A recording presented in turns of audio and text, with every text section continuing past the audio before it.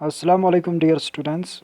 Welcome है आप सभी का आज के इस नए वीडियो में, जिसमें हम पढ़ने जा रहे हैं triangle on the base of angles. इससे पहले हमने पढ़ा था triangle on the base of sides. तो आज हम पढ़ने जा रहे हैं triangle on the base of angles. तो इसमें पहला जो है वो है राइट एंगल ट्राइंगल। क्या होता है राइट ट्राइंगल होता है triangle in which one angle is right, that is 90 degree. Right angle जो कि पता है आपको 90 डिग्री के बराबर होता है, is called as right angle triangle. यानी कि जिसका एक एंगल 90 डिग्री के बराबर हो उसको हम कहते हैं राइट एंगल ट्राइंगल। जैसे यहाँ पर ये फिगर बनी हुई है, तो इसकी यहाँ पर ये वाली साइड जो है 90 डिग्री है। तो और इसमें एक खासियत ये होती है कि opposite side of right angle, हाँ मतलब जो राइट एंगल के अपोजिट में साइड है, यानी कि ये वाला साइड, ये वाला साइड है इस राइट एंगल के अपोजिट में ही ये, बिल्कुल जैसा कि आपको दिख रहा है। तो इसमें खासियत क्या होती है, इसकी ये खासियत होती है कि इसको हम हाइपोटेनस कहते हैं। हाइपोटेनस कौन सा वाला साइड होता है, जो कि राइट एंगल ट्राइंगल में राइट एंगल के अपोजिट में जो साइड होता है, जो राइट एंगल के अपोजिट में साइड होता है, उसको हम कहते हैं हाइपोटेनस। अगर ये हाइपोटेनस है तो ये परपेंडिकुलर आ गया। परपेंडिकुलर हमेशा एल शेप का होता है। और अब बचा ये वाला साइड, तो ये आ गया बेस, इसकी ये आ गई। तो ये आपको याद रखना है कि 90 डिग्री जहाँ पे इसका एंगल बनता है वो राइट एंगल कहलाता है, और उस 90 डिग्री के अपोजिट में जो साइड आए वो हाइपोटेनस कहलाता है, और बाकी जो तीसरा अब साइड रह गया वो बेस होती है। और ये वाली साइड जो है ये परपेंडिकुलर आ गई। परपेंडिकुलर हमेशा ऐसे होता है, एल टाइप में, ऐसे भी हम कह सकते हैं, चाहे फिर एल यहाँ की तरफ हो या यहाँ की तरफ हो या ऐसे हो या ऐसे हो, हमेशा ये 90 डिग्री एंगल बनाता है। तो उसके बाद आता है acute angle triangle. Acute angle triangle में क्या होता है, ए triangle in which each of the three angles is acute. Acute मतलब जो 90 डिग्री से कम होता है। एक्यूट एंगल वो एंगल होता है जो 90 डिग्री से कम होता है। तो मतलब एक्यूट एंगल ट्राइंगल में क्या होते हैं, तीनों साइड्स, इसके तीनों एंगल्स जो होते हैं वो 90 डिग्री से कम के होते हैं। मतलब 0 डिग्री से लेकर 90 डिग्री तक, 90 डिग्री तक नहीं, सिर्फ 89 तक हम कह सकते हैं, 90 तक नहीं, 89 डिग्री तक। इसके दरमियान अगर ये कहीं पे भी कोई भी मतलब आ जाता है इनके दरमियान में 0 से लेकर 89 तक, तो इसको हम कहते हैं वो एक्यूट एंगल कहलाता है। लेकिन अगर 89 से ऊपर चला गया, जैसे 90, तो वो राइट कहलाता है। अगर 90 से ऊपर चला गया मतलब 99, तो वो हम ऑब्ट्यूज़ कहलाता है।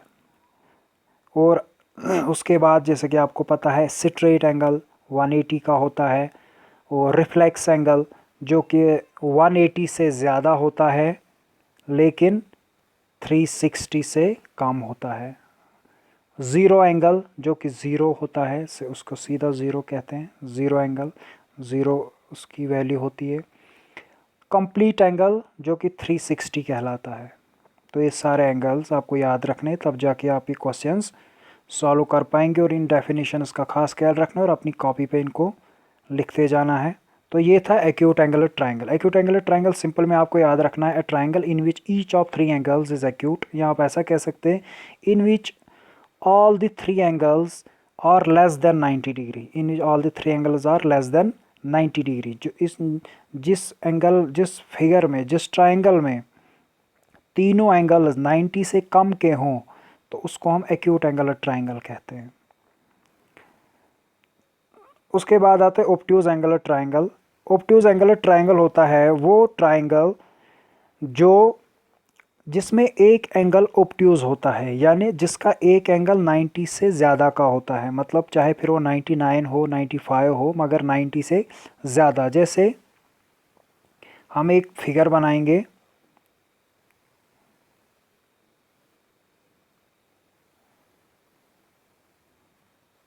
ये लगभग 90 से ज़्यादा की है, 105 रखेंगे हम इसको, 105 डिग्री।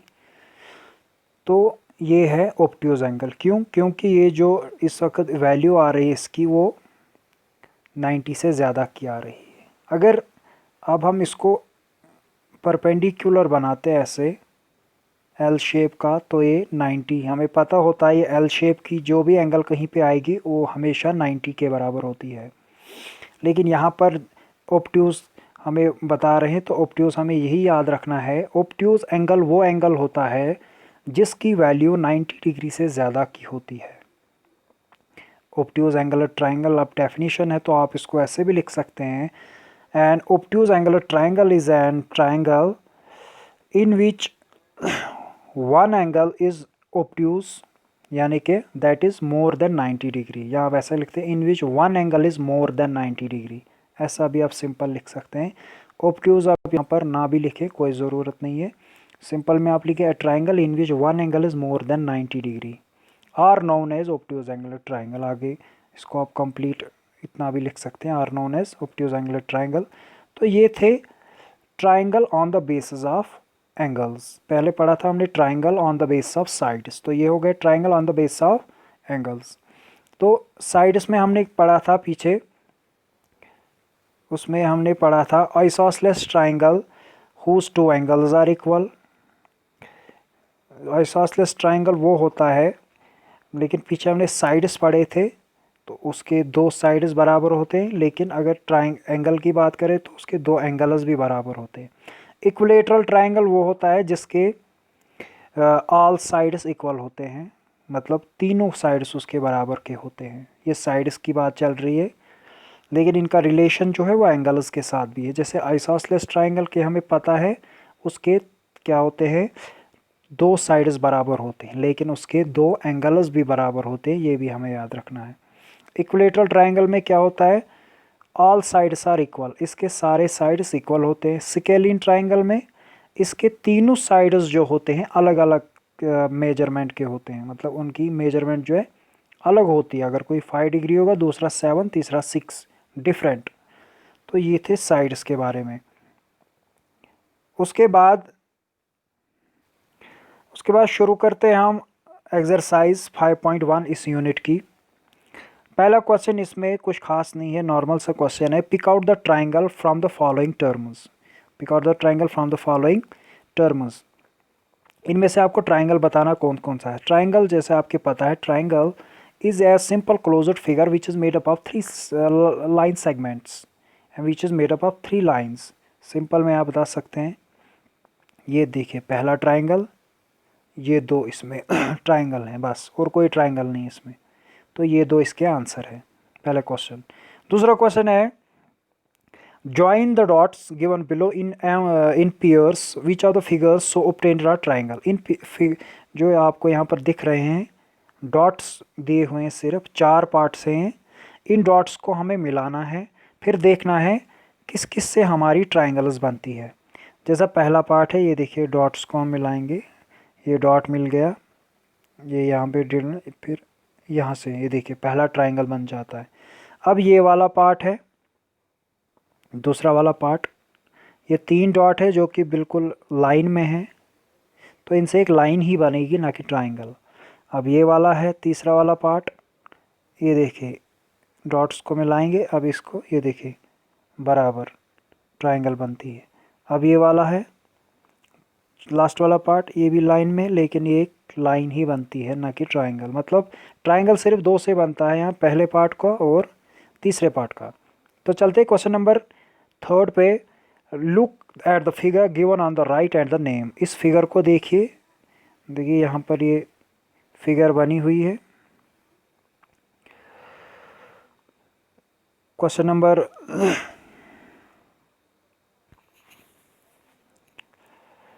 क्वेश्चन नंबर 3 की ये फिगर यहाँ पर आपको दी हुई है और हमें इसमें अब बताना है, पार्ट्स यहाँ पर दिए हुए हैं। पहला बताना है हमें द साइड्स ऑफ ट्राइंगल। पहला पार्ट साइड्स बताने हैं, सिंपल सा है। ये साइड है इसका, एक ये और ये। पहला साइड हम यहाँ से ही लेंगे ओ एम, उसके बाद ओ एम के बाद एम एन कामा करके, उसके बाद एम एन के बाद एन ओ। ये आगे 3 साइड्स। उसके बाद हमें बताना है angles of triangle. Angle 3 angle बनते हैं हर ट्राइंगल में। तो ये देखिए, ये पहला बनेगा angle O M N, O M N. लेकिन एंगल साथ में रखना है। ये एंगल का सिंबल होता है, ये उल्टा वी जैसा, लेस देन जैसा। उसके बाद दूसरा एंगल बनता है इसमें ओ एम एन, एक बन गया, और एम एन ओ, ये देखिए यहाँ से एम एन ओ, ये दूसरा बन गया फिगर एम एन ओ, ये दूसरा एंगल बन गया। उसके बाद तीसरा angle N O M, N O M, ये तीसरा बन गया। ये इसके आंसर है। उसके बाद बताया vertices of triangle. Vertices, vertices है प्लूरल वर्टेक्स का। वर्टिसेस मतलब, वर्टेक्स का मतलब होता है where two lines meet. Where two line, जहाँ पर दो लाइनें मिलती हैं। ये देखिए एक लाइन और यहाँ से दो लाइनें मिली, देखिए बीच में एंगल बन गया।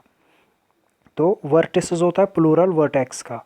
तो हमें कितने वर्टिस हैं यहाँ पर, 1 2 3, ये 3, तो 3 है। इनका नाम बताएंगे हम O M N, O comma M comma N, ये आंसर आ गया इसका। उसके बाद the triangle in 3 ways. The triangle in 3 ways, triangle को 3 तरीक़ों से आपको लिखना है। कोई भी 3 तरीके से आप ट्राइंगल बनाइए, आंसर आपका सेम ही आएगा, कोई मुश्किल नहीं है ये। मतलब जो जैसे आपको यहाँ पर ट्राइंगल बना है, इसको 3 तरीक़ों से लिखना है। एक तरीका तो जैसे कि आपको दिया हुआ है। अब इसी ट्राइंगल को हम उल्टा करेंगे, तो ये ओ आएगा यहाँ पे, एन आएगा यहाँ, एम आएगा यहाँ, ऐसे। ओ पहले था ऊपर, तो अब ऊपर नहीं, अभी यहाँ पे आएगा, तो एन यहाँ पर आएगा, एम यहाँ पर आएगा। इसी तरह फिर इसको घुमाएंगे तो ये बनेगा ऐसे। इस टाइम एम ऊपर आएगा और ओ यहाँ आएगा और एन यहाँ आएगा। ट्राइंगल तो लगभग सेम ही रहता है, बस नाम इसके बदल जाएंगे, नाम ऊपर नीचे हो जाएंगे। मतलब ये रोटेट हो जाएंगे नाम ऐसे।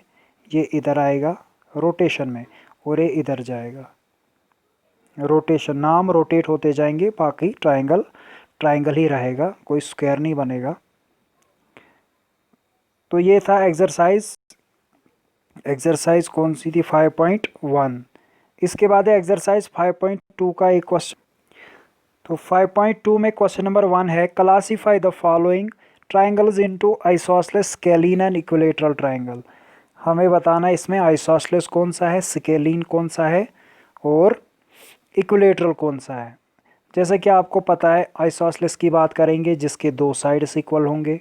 स्केलीन की बात करेंगे तो जिसका डिफरेंट, सारे साइड्स डिफरेंट होते हैं। और इक्विलेटरल की बात करेंगे तो जिसके सारे इक्वल होते हैं। जैसे पहला है तो इसमें आपको दिख रहा है, पहले वाले में 2 साइड्स 4 सेंटीमीटर के हैं और एक 5.2 है, मतलब इसके 2 साइड्स बराबर है। तो ये क्या है, आइसोसेलेस, ISOS शॉर्ट में मैं लिखूँगा, आप पूरी स्पेलिंग लिखिए। तो पहला है आइसोसेलेस। तो दूसरा वाला क्या है, दूसरा वाले के, इसके भी, इसके तीनों साइड्स बराबर हैं, तो ये हो गया इक्विलेटरल, EQU, आगे जो स्पेलिंग है पूरी आप लिखेंगे, इक्विलेटरल। इसी तरह और 2 पार्ट्स हैं, ये आप खुद करेंगे। आज के वीडियो में बस इतना ही, मिलते हैं अगले वीडियो में। और इस एक्सरसाइज को इंशाल्लाह अगले वीडियो में हम कंप्लीट करेंगे। तब तक के लिए आप इसको अपने नोटबुक कर अच्छी तरह आप मेंटेन कीजिएगा। तो अगले वीडियो में मिलते हैं इंशाल्लाह, तब तक के लिए खुदा हाफ़िज़।